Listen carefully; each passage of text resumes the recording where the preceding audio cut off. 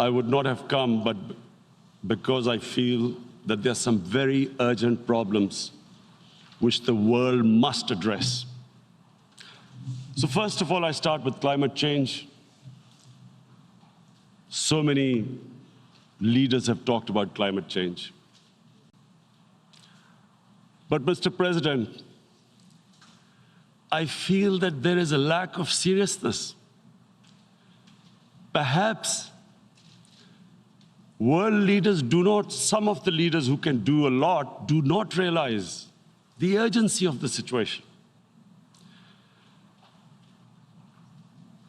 We have a lot of ideas, but as someone said, ideas without funding is mere hallucination.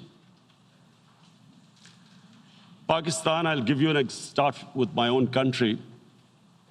Our country is amongst the top 10 nations in the world which are most affected by climate change.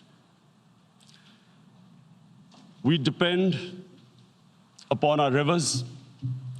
We are mainly an agricultural country. And 80% of the water in our rivers comes from our glaciers. The glaciers, not just on the Pakistani side, even India. The river, the 80% of the water in Ganges and the Indian rivers also comes from the glaciers, from the Himalayan glaciers, Karakoram, Hindu Kush. And these glaciers are melting at quite a rapid pace.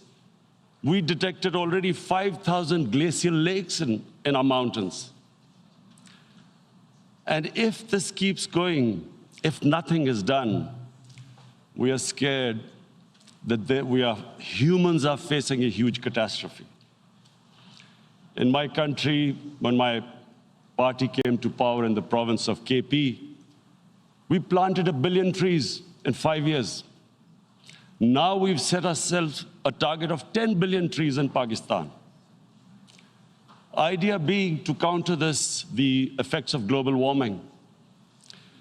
But one country cannot do anything. This has to be a combined effort of the world. My optimism comes from the fact that humans, the Almighty has endowed humans with great powers.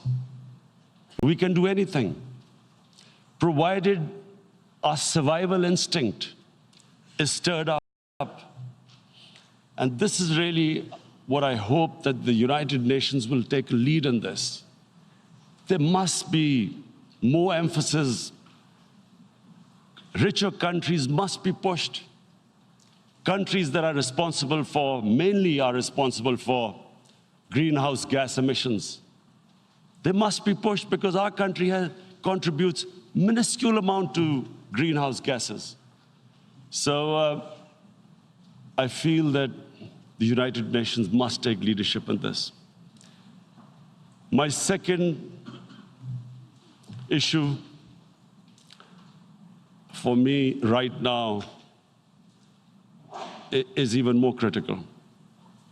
Mr. President, every year, billions of dollars leave the poorer countries and go towards rich countries.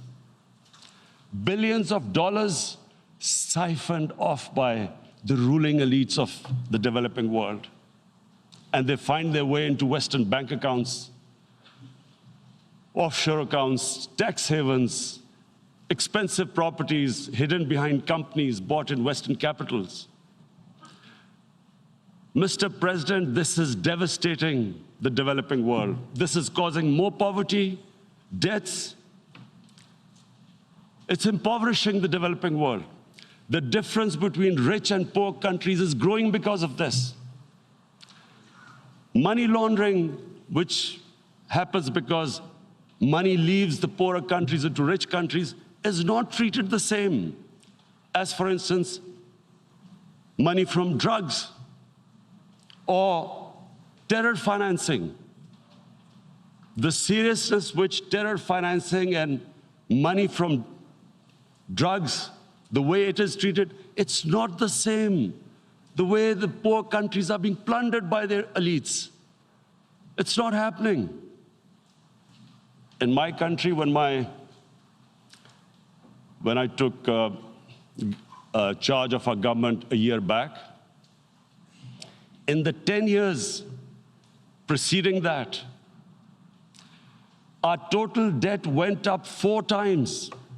The debt we had accumulated in 60 years, just in 10 years, it went up 4 times.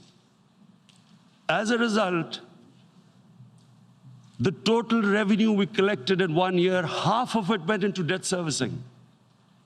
How are we going to spend money on our human beings, 220 million people, when half the money is going into debt servicing? Because our country was plundered by the elites, the ruling elite. And easily they could get the money out. And when, Mr. President, we located properties in Western capitals bought by this money through corruption and money laundering, located the properties of these corrupt leaders, we find it so difficult to retrieve it. That money, if we retrieved that money, we could spend on our human beings. But it's so difficult. The laws protecting these criminals. We do not have the sort of money to have expensive lawyers and spend millions and millions of dollars. We need help from the rich countries. And Mr. President, it's critical. The rich countries must show political will. They cannot allow this to happen. How can the poor countries spend money on human development, which the United Nations asks, SDG? How are we going to do it when this money can easily leave our countries? So, unless the rich countries intend to build walls to stop economic refugees coming as we see right now, they must take action. They must take action now. It must be a deterrent. Corrupt ruling elites should not be able to take money out easily and park it into foreign bank accounts and into these properties abroad. And I never understand why. Why do we have these tax havens? Why is this allowed? Why shouldn't rich people pay taxes? Why is it legal to have these tax havens where you have these secret accounts? Because, the world is changing. The population of the world is growing. Sooner or later, you're going to have a crisis. If the poor get poorer and the rich get richer, there is going to be a crisis sooner or later. So this is my second point. I hope that the United Nations takes a lead in this. It involves the IMF, the World Bank, Asian Development Bank. They must find a way of stopping this plunder of the developing world. My third point is Islamophobia. There are 1.3 billion Muslims in this world.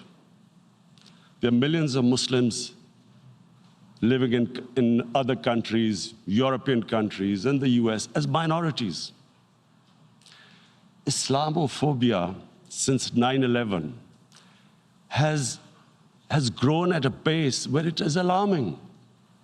Human communities live together. There should be understanding amongst them. But Islamophobia is creating a division. Muslim women wearing hijab, it's become an issue. It's become an issue in some countries. Hijab is some sort of a weapon. What is happening? Because of Islamophobia. And how did this Islamophobia start? After 9/11. And why did it start? Because certain Western leaders equated terrorism with Islam. Islamic terrorism, radical Islam. What is radical Islam?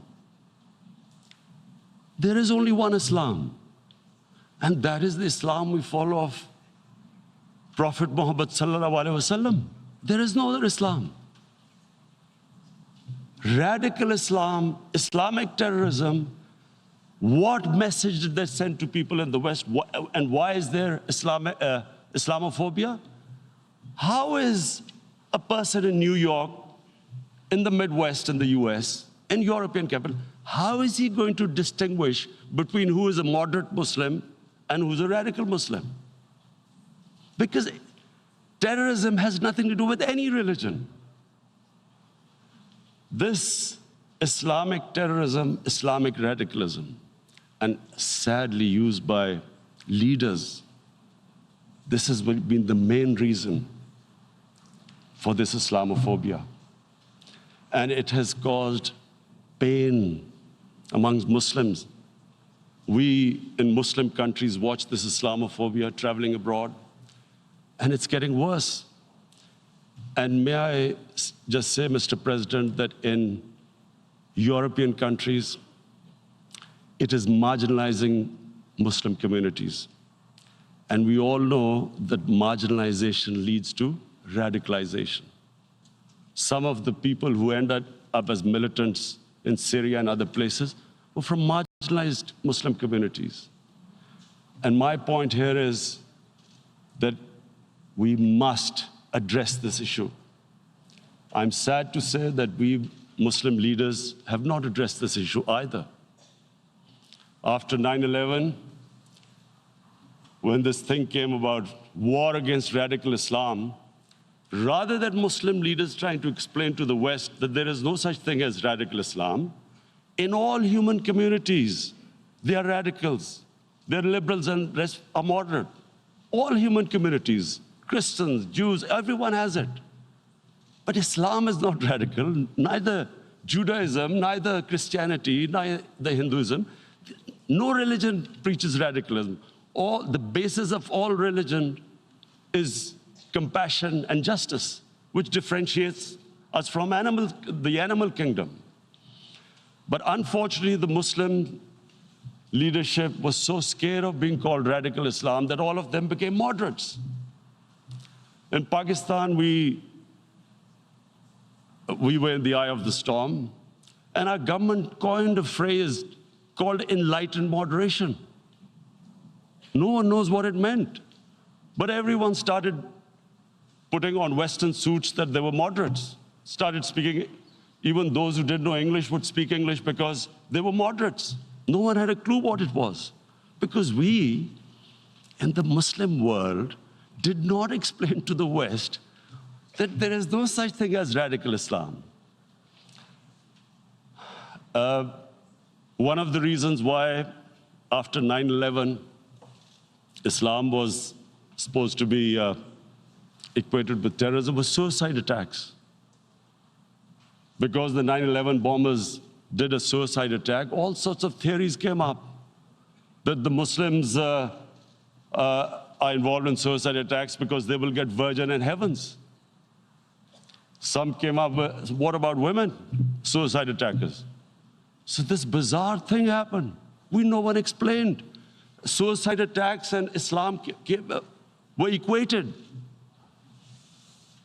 No one did research that before 9/11, the majority of suicide attacks in the world were by Tamil tigers, who were Hindus.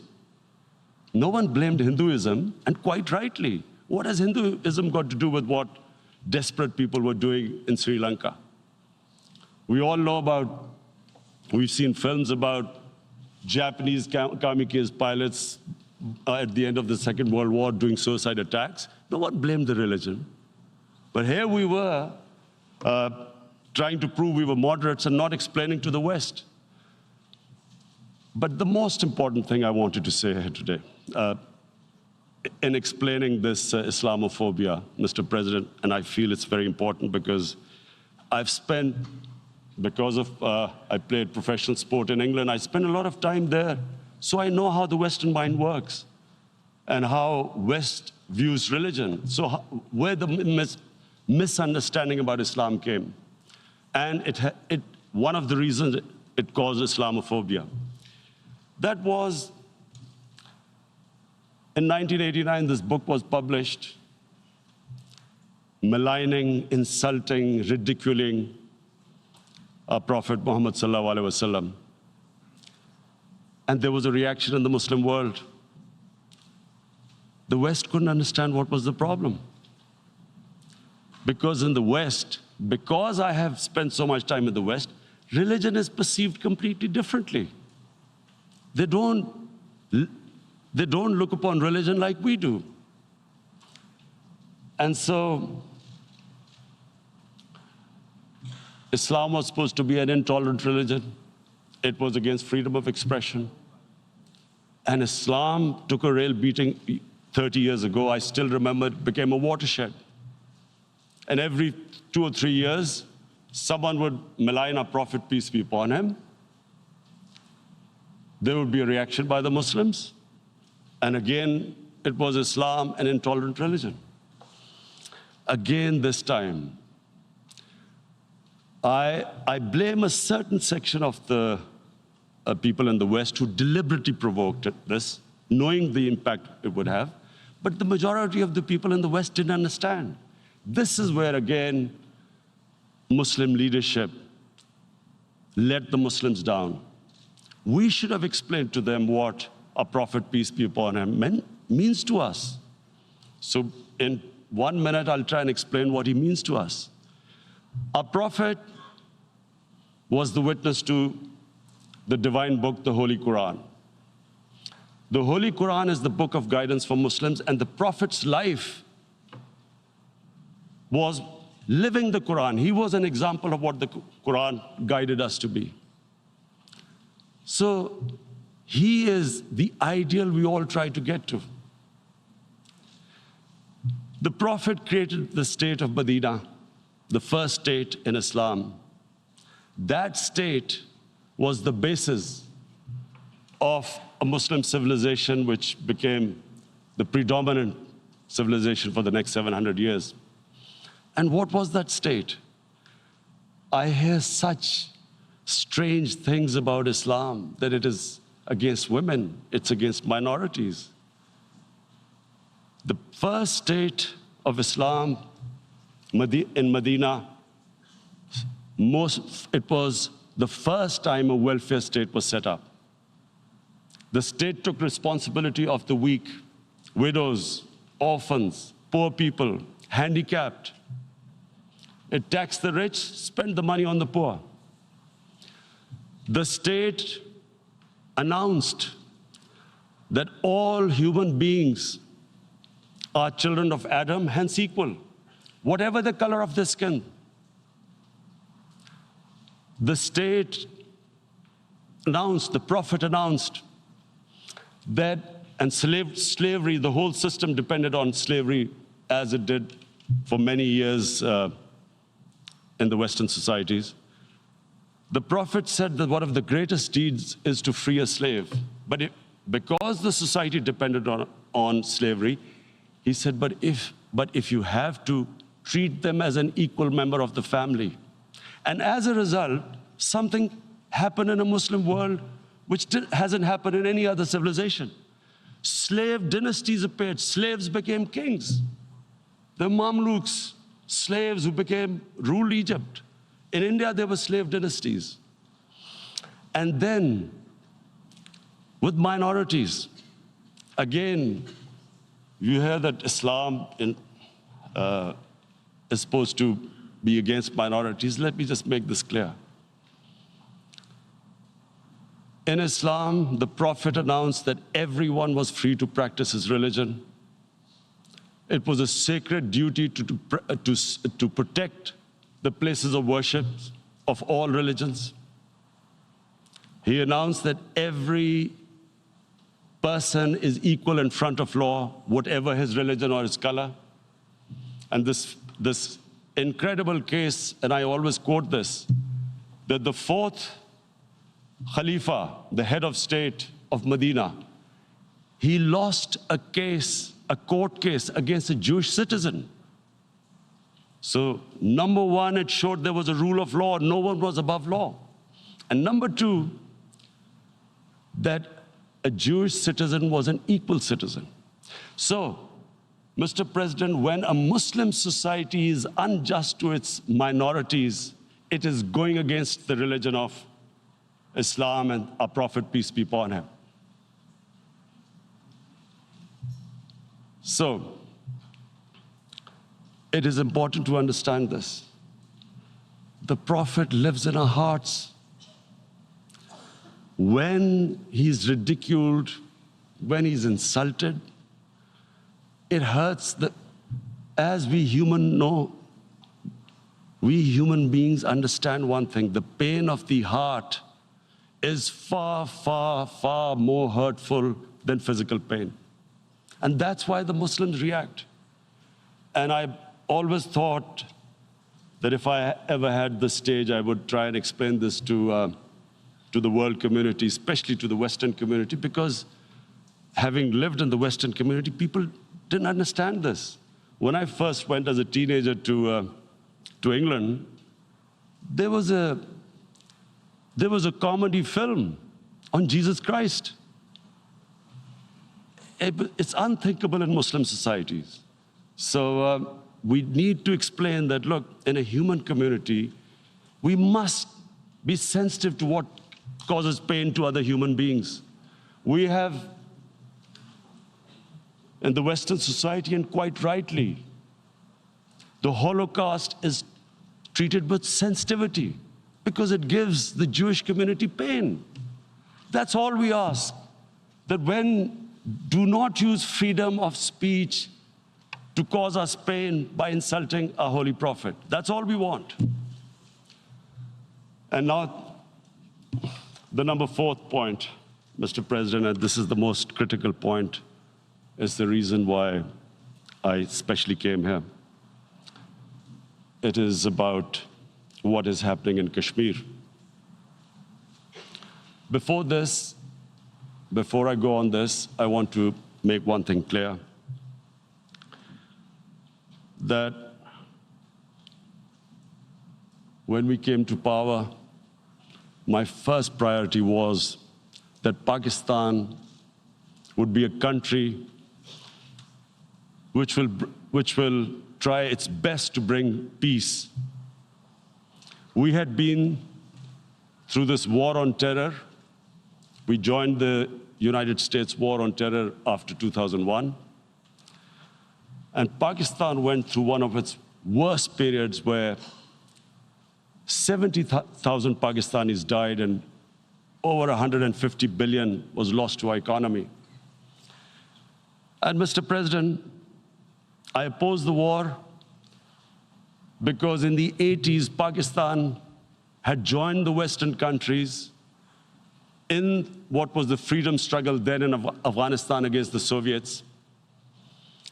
And it was funded by the Western countries. These mujahideen groups, which were treated in guerrilla warfare,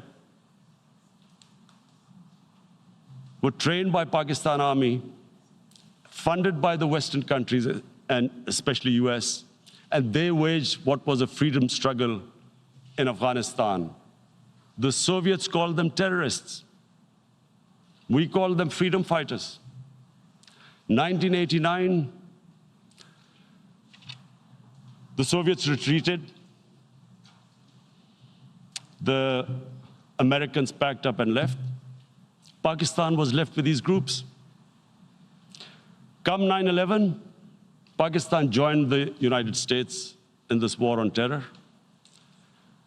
And now our government was supposed to, the reason why I opposed joining this war, because here we had indoctrinated them in jihad, meaning freedom struggle against foreign occupation.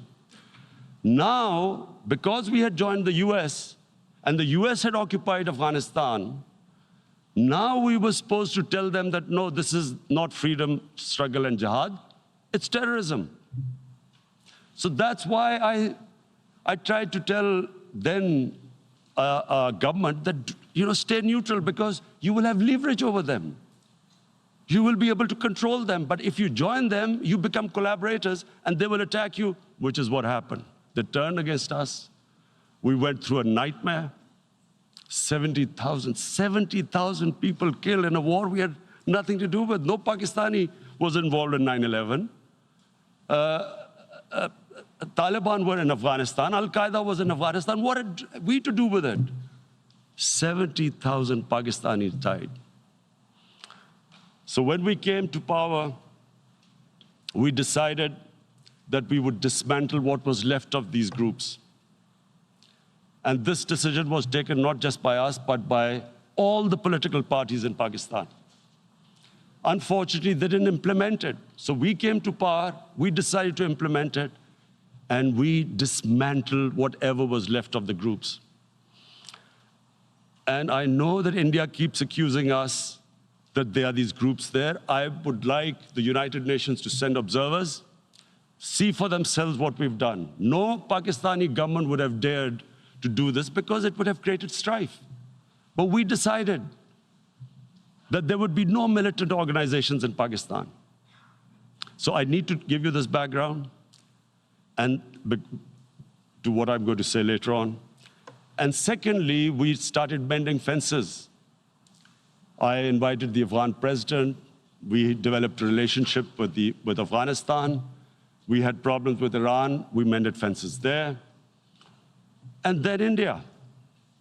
Now let me just give you a little background about my relationship with India. Because of cricket, and cricket being it's a passion in the subcontinent, I had great following in India. I have friends in India, and I loved going to India. So immediately, when my party came to power, the first thing we did was to immediately reach out to India. And I spoke to President Modi, and I said, look, we have similar problems. Climate change, poverty, let's get together. Let's resolve our differences through trade. Let's build a relationship on trust. Prime Minister Modi told me that, there were terrorist attacks from Pakistan. I said, we have problems with you. There are terrorist attacks which we know are instigated by India in Balochistan. We caught a spy, Kulbhushan Yadav, who admitted what the sabotage going on in Karachi and Balochistan. So we said, look, let's leave that behind. Let's move forward. Our main priority should be our people. The highest number of poor people live in the Indian subcontinent. Unfortunately, didn't make any headways. Our foreign ministers were supposed to meet on this in the UNGA last year. India canceled it. We thought that it's their election coming up. It's a nationalist, ultra-nationalist party. It doesn't want to cozy up to Pakistan. So we thought, okay, we'll wait till the elections. Meanwhile, a 20-year-old Kashmiri boy, whose father said was radicalized by the security forces in Kashmir, blew himself up on an Indian convoy. Immediately, India blamed us. I spoke to the Indian public on television. I said, if you give us any iota of proof, we will immediately take action because we've clamped down on these groups. Rather than sending us any proofs, they sent their jets in, they bombed us. We retaliated. Two of their planes were shot down, one pilot bailed out in Pakistan. We immediately returned the pilot, saying that, look, we do not want any escalation. Rather than taking that as a peace gesture, the entire campaign, almost the entire campaign of Mr. Modi in the election was how he had taught Pakistan a lesson that jets had killed 350 terrorists. Complete lie. They had just killed about 10 trees of ours, which was quite painful given that we are growing all these trees. He then,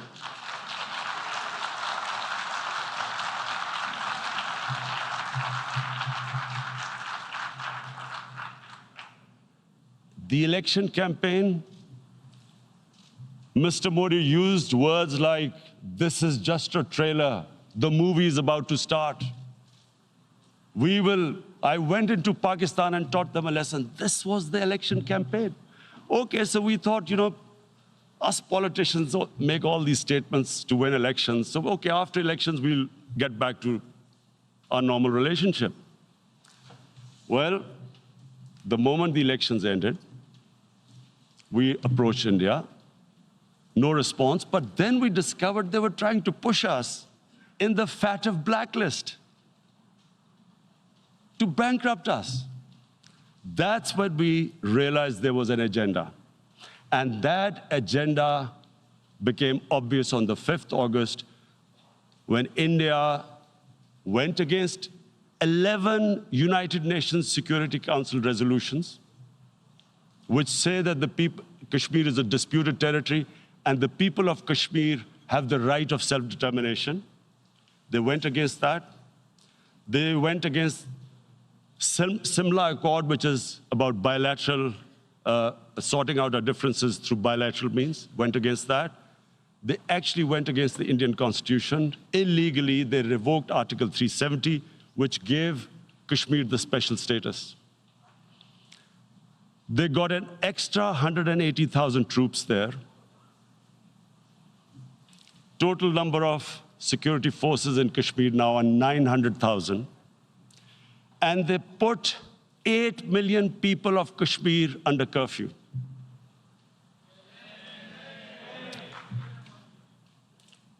Mr. President, now I just briefly want to make the people understand, how can anyone do something like this? And for that, I have to explain to you what is RSS. RSS,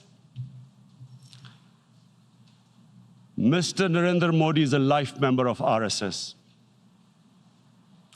RSS was an organization that was inspired by Adolf Hitler and Mussolini, came about in 1925. They believed in racial purity, racial superiority. They also believed they were an Aryan race, like the Nazi believed they were an Aryan race. All that I'm saying can be verified. This is the time of information revolution. You can Google all this, what I'm saying. But it is very important for me to explain this to you so you know what is happening in India. This RSS believed in the ethnic cleansing of Muslims from India. At one point, there was racial superiority of the Hindu race. Secondly, it was hatred for the Muslims and for the Christians, because they believed that this golden age of Hindu civilization was stopped because of Muslim rule centuries back and then the British rule of India. So it was racial superiority and hatred for Muslims and Christians. This is openly stated. You look at the founding fathers of RSS, Golwalkar and Savarkar. Just Google them and you'll find out. And this ideology of hate is what murdered the great Mahatma Gandhi in 1948. It was this ideology of hate that made Narendra Modi in 2002 do a pogrom against Muslims in Gujarat when he was the chief minister. He allowed 3 days for these RSS goons who were inspired by the Hitler brown shirts. They actually wear brown shirts. This RSS, the Congress Home Minister gave a statement that in RSS camps, terrorists are being trained. And these terrorists butchered 2,000 Muslims and 150,000 Muslims were made homeless. Narendra Modi could not travel to the US because of that. And I need to make you understand this background before I explain to you that what sort of a mindset would lay siege to 8 million people with 900,000 troops. Women, children, sick people, locked in as animals. In fact, of what I know of England, if 8 million animals were locked in, the RSPCA would have made a lot of noise about it. These are human beings.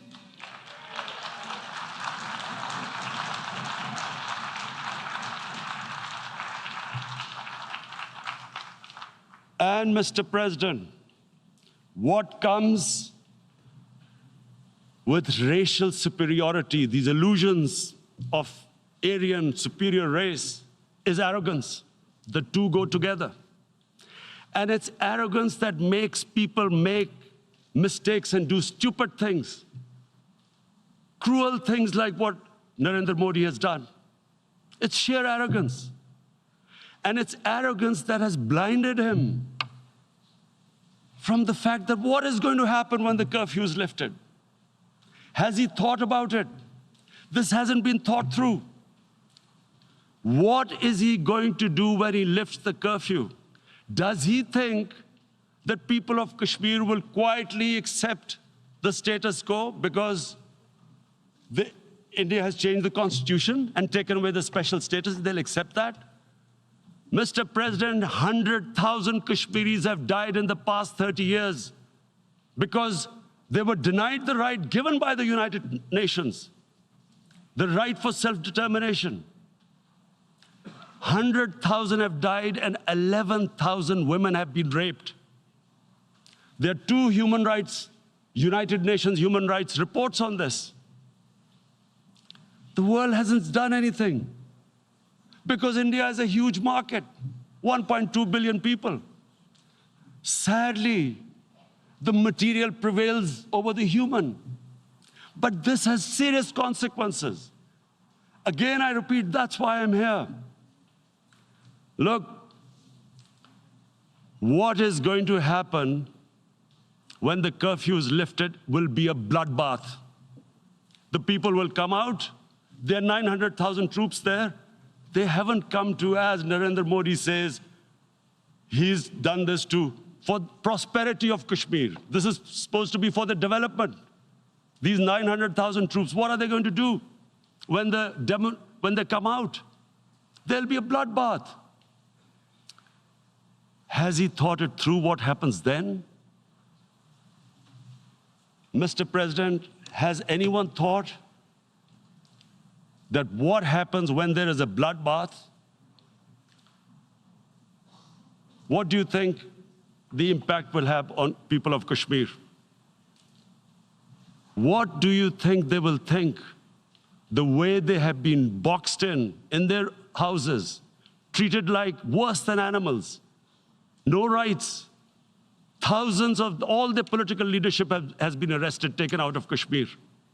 Even those Kashmiri leaders who were pro-India have been taken out. 13,000 boys have been picked up and taken to God knows which destinations. So what do they think? What will the people of Kashmir do when they lift the curfew? They will be out in the streets. And what will these soldiers do? They will shoot them. They've already used pellet guns, blinded young boys. In the last 6 years, the 5 years, the oppression that has gone on in Kashmir. And so, Kashmiris will be further radicalized. Mr. President, there will be another Pulwama. And guess what? India will blame us. They're already blaming us. They're saying all this is happening because of Pakistan. One of their defense ministers said, there are 500 terrorists lined up on the border to go in. Why would Pakistan send 500 terrorists when there are 900,000 troops? What impact are they going to make? What will they do? And why would? Don't we know that the moment there is some terrorist attack, all that will happen is there'll be further cruelty and oppression of the people of Kashmir. We will just give the 900,000 troops to further crush the people of Kashmir. And then we'll give the Indian government an excuse that, look, Pakistan is a terrorist state, and this mantra that has gone on, Islamic terrorism. The moment you use this catchword, Islamic terrorism, the whole world turns away. No one talks about human rights. You can do whatever you want, which is what has happened in Kashmir, because they keep using this word, Islamic terrorism. And this is what they're doing right now. What do we benefit from further increasing the cruelty on the people of Kashmir? And why would we want this? But there is no other narrative left for India. As when they lift the curfew, whatever happens, Pakistan will be blamed, and there is always a danger of another Pulwama. They might come and bomb us again, and then another cycle might start. And what does Narendra Modi think that 180 million Muslims of India are thinking right now? Aren't they watching these Kashmiris stuck inside for 55 days they've been stuck in? Aren't they watching? What do you think? Don't you think that the Muslims will be radicalized in India? And I'm talking about 180 million people. And when they get radicalized, there will be some incident in India somewhere down the line. Again, we will be blamed. And I'm warning you right now, again, we will be blamed. And Mr. President, what about 1.3 billion Muslims who are watching this? And they know that it is only happening in Kashmir because they're Kashmiri Muslims. This is not happening to Kashmiri Hindus. They know that this is happening because of their religion. So what do you think they will be thinking? What do you think the Jewish community would think if there were, forget 8,000 Jews stuck like this? What do you think Europeans would think? What do we think? I mean, any human community, if their members are stuck like that, what do you think they will think? Are we a children of a lesser God? Is it not going to cause us pain? And then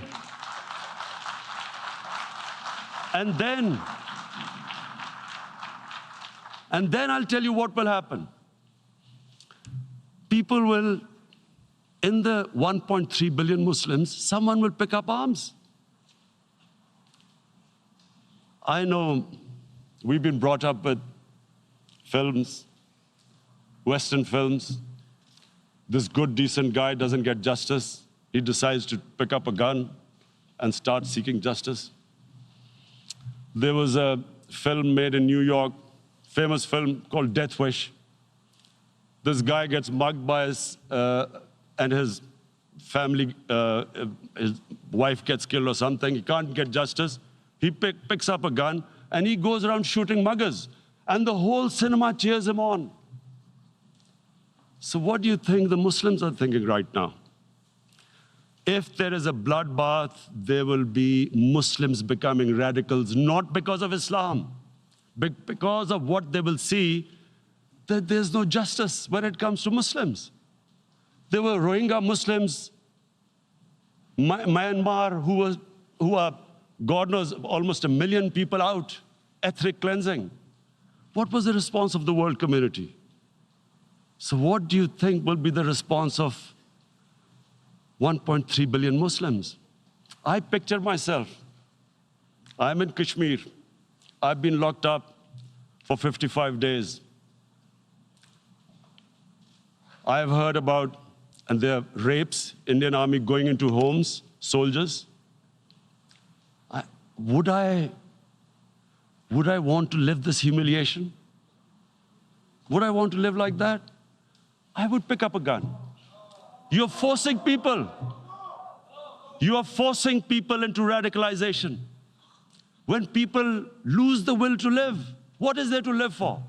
And this is what, if you can do this to human beings, you are actually radicalizing people. And so, Mr. President, I want to repeat here, this is one of the most critical times. There will be a reaction to this. Pakistan will be blamed. Two nuclear-armed countries will come face to face like we came in February. And before we head in that direction, the United Nations has a responsibility. This is why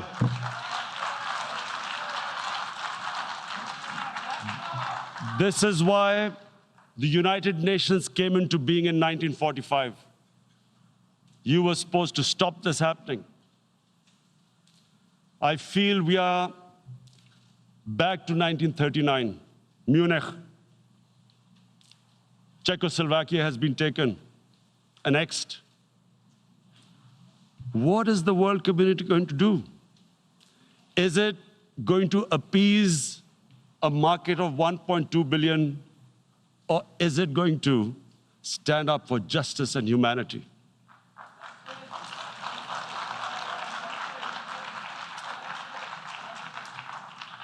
If this goes wrong, you hope for the best, but be prepared for the worst.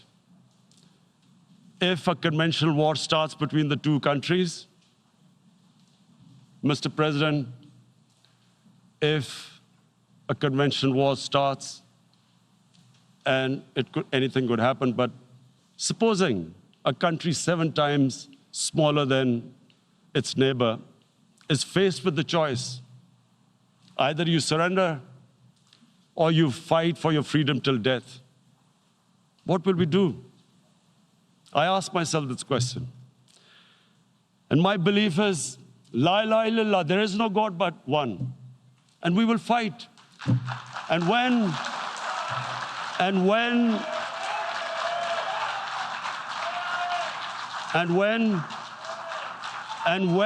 a nuclear-armed country fights to the end, it will have consequences far beyond the borders. It will have consequences for the world, which is why I repeat I'm here. Because I'm warning you, it's not a threat. It's a fair worry that where are we headed? And I've come here to tell the UN, you've got to, this is a test for the United Nations. You are the one who guaranteed the people of Kashmir the right of self-determination. They are suffering because of that. And this is the time. This is the time not to appease like in 1939 appeasement took place. This is the time to take action. And number one action must be that India must lift this inhuman curfew, which has lasted for 55 days. It must free all political prisoners, and especially those 13,000 boys that have been picked up. Parents don't know where they've disappeared. And then the world community must give the people of Kashmir the right of self-determination. Thank you. En nombre de la Asamblea General, agradezco al señor primer ministro. Quite an extraordinary speech from the Pakistani Prime Minister Imran Khan, going for 50 minutes to an hour, talking a lot about issues to do with climate change, with Islam to start with, and then finally reached the point of Kashmir, and has almost laid down the gauntlet to the United Nations and said, you're the ones who gave the Kashmiris the right to self-determination. You are the ones who must defend that now. He said, some quite extraordinary lines, when a nuclear-armed country fights to the end, it will have consequences far beyond the borders. It is not a threat. It is a fair worry. And there was plenty of reaction in the chamber there as well. You heard applause, you heard anguish from some people as they talked about the ideas of picking up a gun to fight back against the Indian curfew. This was the Pakistani Prime Minister, as I say, over the last 50 minutes or so, making direct reference to the Indian Prime Minister Narendra Modi, who spoke maybe 2 or 3 speakers before him and didn't I asked myself this question. mention the issue of Kashmir. And all the while outside in New York City, of course, where the United Nations is based, we are seeing this. In fact, these are live pictures we've got of an anti-Modi protest. You see a lot of Pakistani flags being held there. Stop the genocide, I believe, is what you see in some of those placards. Occupation, Kashmir, we will never die. The emotions running incredibly high on this issue of Kashmir. Let's talk to our correspondent then, shall we? Jonah Hull is at the United Nations today. He's been listening to that. And as I said, Jonah, it took a while to get to the point. We sort of wondered where Prime Minister Khan might be going. And then when he got there, he was unequivocal about it. Well, he was always going to get there. He has vowed throughout this week and indeed before this meeting that he would use his speech to the General Assembly to forcefully drive home this point about India, about Kashmir, about warnings that he has made throughout the week to world leaders of conflict between nuclear-armed neighbours, similar to what happened back in February when warplanes from the two sides fought dogfights in the air. India had bombed Pakistani territory for the first time in 50 years.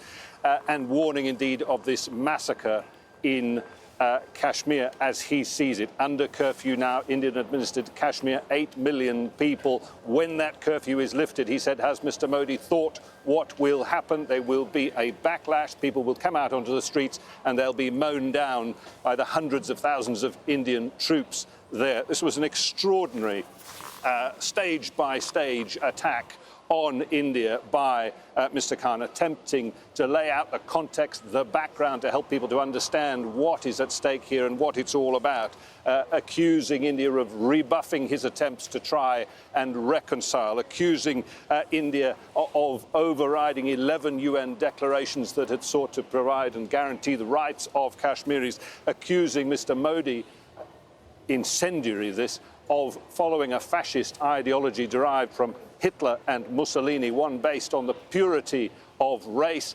He believes, Mr. Khan, that the overall goal here is to ethnically cleanse Muslims from the face of India. It doesn't get more incendiary than this. And ultimately, of course, the warning, the real warning and the call to the United Nations is step in to stop what could become a nuclear war between these two neighbours.